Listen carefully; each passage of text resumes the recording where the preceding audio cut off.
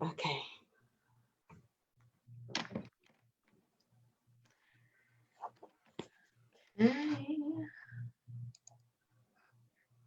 It's doing its twirly thing, right? We've done direct into Facebook. Hello, everyone. Hello, everyone. It's been a while. This is Joanna, and I'm founder of Host the Scars. We work with people who are healing from childhood trauma and abuse. And I'm here today with Dr. Laura Louise.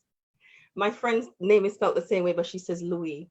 So Dr. Laura Louise, I'm going to tell you a little bit about her. You may have seen on my page where we've been talking about a special training that's going to be in London this weekend on Saturday evening from 6 p.m. That Dr. Laura, who is an international speaker, an amazing woman who I admire, is coming all the way to London to do. So we're going to talk just a little bit about that before we go into the topic as advertised. So I want to tell you a little bit about who she is and the special work that she does. So Dr. Laura is a licensed psychologist and is a widely sought after international speaker, specializing in helping couples press the reset button after infidelity. That's really exciting. Her signature 5-step training program, Marriage Matters, has helped countless couples reawaken their connection to build better and stronger relationships. Affectionately deemed the marriage architect, Dr. Louise gives couples the tools to build their marriages to last. Also, if you're looking for a speaker who will help your audience transform their intimate relationships for life, you can connect with her at atlantacoupletherapy.com. So that's a lot, Dr. Laura. But first we're going to talk about the training in London and why before we go into the helping couple press the reset button after infidelity. So tell us a little bit about the training and what people can expect when they come. Absolutely. So I speak a lot, but I started out just, with my private practice, and I was like, how do I expand this thing? How do I help more couples? And that's when I turned to speaking. And so now I've done over 1,000 speaking engagements, but it started with just a desire to help more couples, knowing that I was at a point in my business where I was at capacity. Like I literally could not see any more one-on-one clients, but I wanted to continue to help people. And so speaking allowed for me to be able to take my voice and help masses and masses of people. And so if you guys are out there and you have a message inside you that you know can help more people, but you don't know how to get it out there, not enough conferences and organizations know that you exist, then you might want to consider coming to this workshop on Saturday. I fly into London on Thursday, and I'm so super excited because I'm going to be teaching you some of the behind the scenes of how I started my 6-figure business and how I got started with speaking. Thank you so much. I'm excited about that. And I know, as Dr. Laura says, if you want people to know that you're here, you want to speak, but you don't quite know how to get yourself out there, then this is the training for you. And I mean, for what it is going to cost, it really is nothing. So, a couple hours with somebody who is an international speaker who knows how to help you to get into those places. I'm in a group, Paid to Speak. Use her tips and strategies that she gives in that group all the time. I told you guys, I'm an introvert. I am not a natural stand up in front of the room in front of 300 people kind of girl. But with these tips and with these strategies, I'm able to do that. And I know that though I have a gift, that gift needs developing. And though I'm trained as a counselor, when I'm going to speak, it's kind of different. It needs developing, it needs nurturing, it needs guidance. So if you are thinking about wanting to speak, then this is the training for you. And I think, let's face it, there's sometimes we have a message, but we don't deliver that message effectively enough. And if you know that you have a message and you'd like to learn how to develop that message in a more effective way, you want to know how to connect with your audience, for example, if then this is the training for you. I know sometimes I go to some events. Sometimes, Dr. Laura, you might be able to relate. And though the title was really good, the presenter just didn't get my attention Yes. because there's so many things that they did that just didn't get me. And even though it's a really good topic, it's beneficial, they miss a massive chunk of how to connect with the audience and how to make them a part of the presentation. So the link for signing up is going to be below this video and at the top as well on our page. Please click the link. It's not a lot of spaces, so if you don't think about it too long, I know sometimes we can maybe think about we want to do it. Don't procrastinate too long. Click the link, sign up, and we'll see you there on the 22nd, this Saturday in London, actually.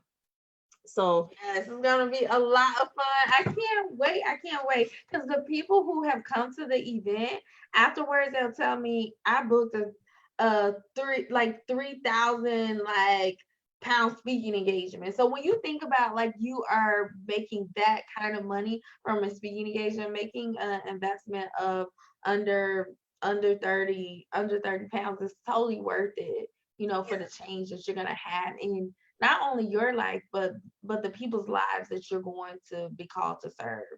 absolutely. And that's what's exciting, the people's lives that you will change as a result of the training that you got. I got booked for October already. I've got booked for August, September, October.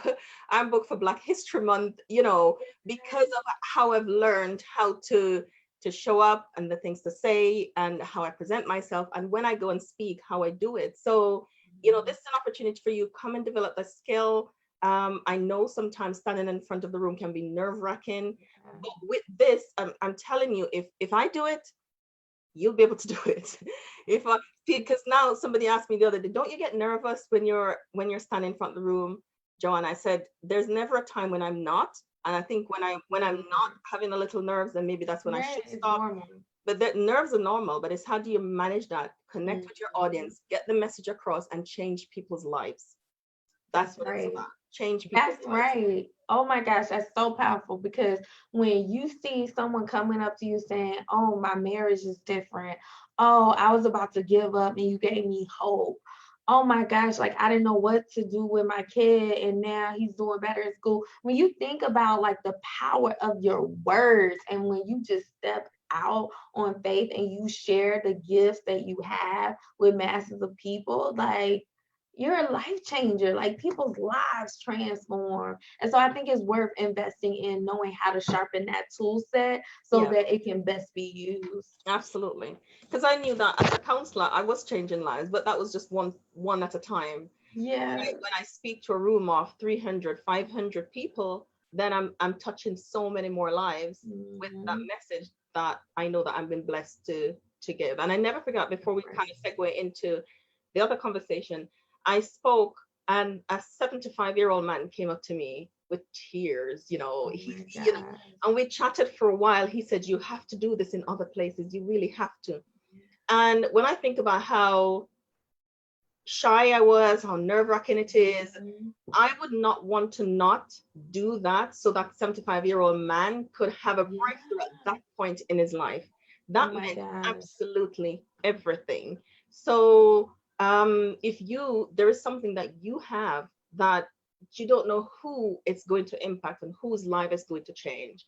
So don't sit on it any longer. You maybe might be thinking about it. Come along, book before so you're not disappointed, book so you can come along and you can get trained to let people know you're here and that you're ready Mhm. to take up the stage that you're intended to take up. I hope we'll see you there. Me too. Click the link. Only a few spots available. Yes, I hope we'll see you there. We're going to be back later on this week, but we want you to kind of register early. Don't be disappointed. So we want to talk also about, because Dr. Laura, we want to take advantage of this conversation to ask her about a wider topic that she deals a lot with. And I get to hear this a lot, believe it, Dr. Laura. I have heard people say to me, God does not want us to have counseling after infidelity. Can a Mm. marriage survive after infidelity? Absolutely, absolutely. Like that is pretty much my life's work is helping couples to be able to renew their faith again. Because when you have been faced with infidelity, a lot of times there's fear, a lot of times there is anxiety, worry, even sometimes depression.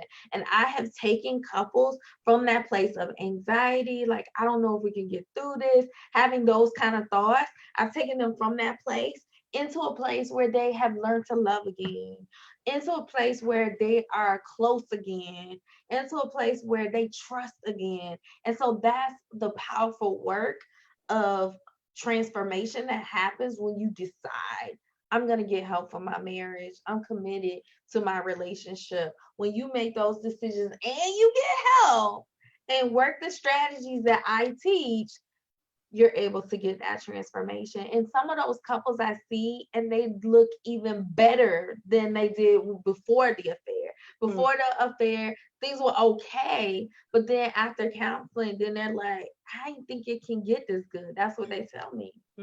So they get better with you, but can they do it on their own without support?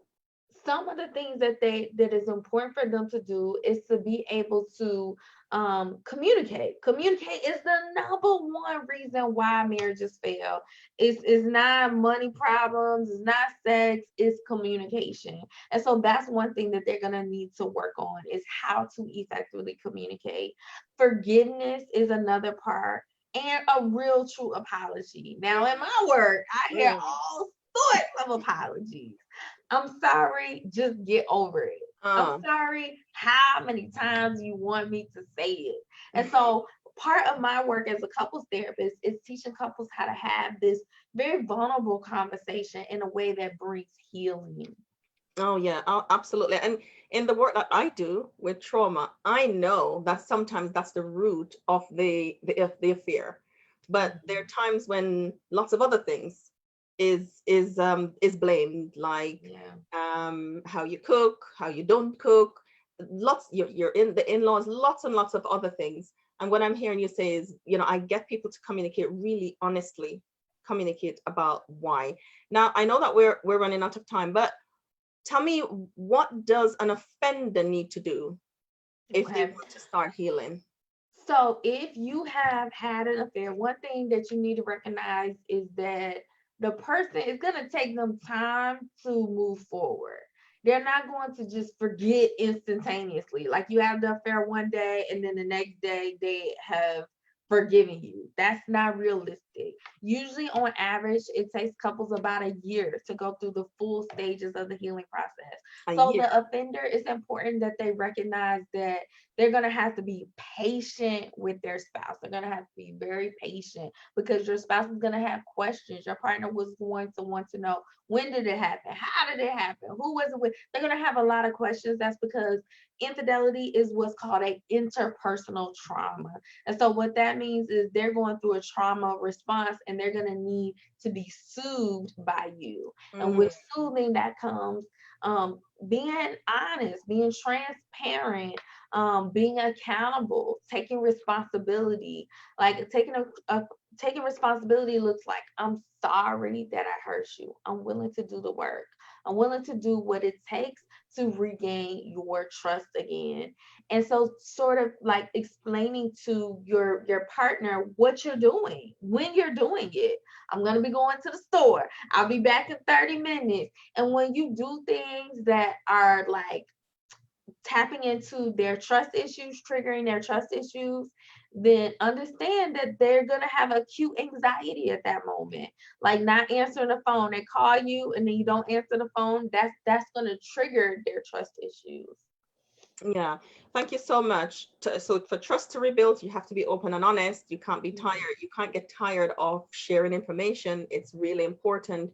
And the healing process takes up to a year. So you have to allow the victim, I'm going to say, to have that time for you guys to go through that process.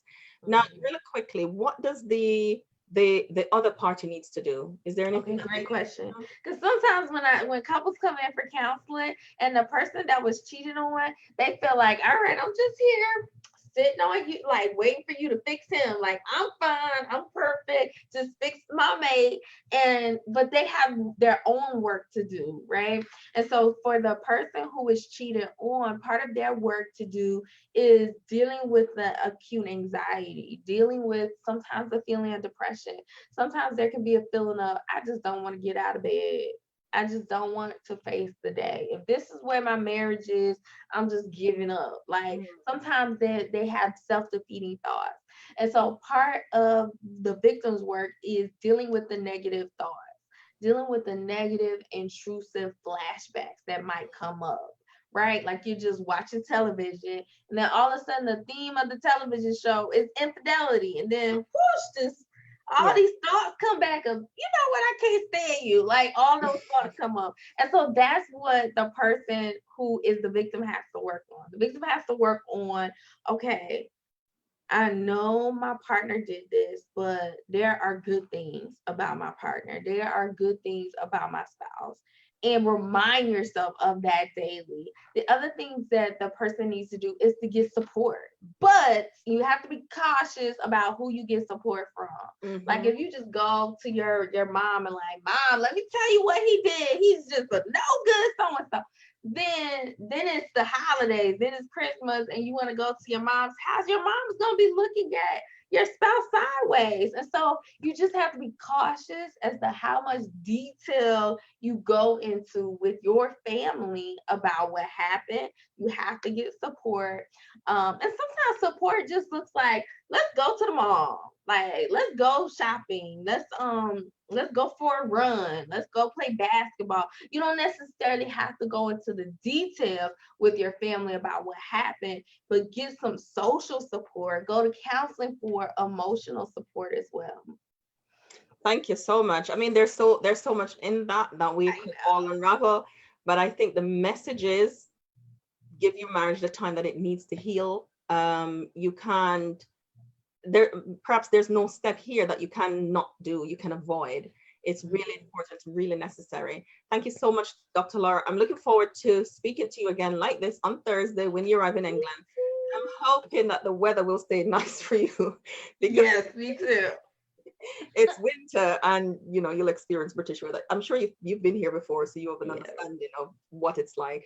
But I'm looking forward to the training. I really hope that if you're listening to this, and once again, you have a message that will help to transform somebody's life, that you will not keep that to yourself, that you will share it freely, because somebody is waiting on you with your message so their lives can be transformed.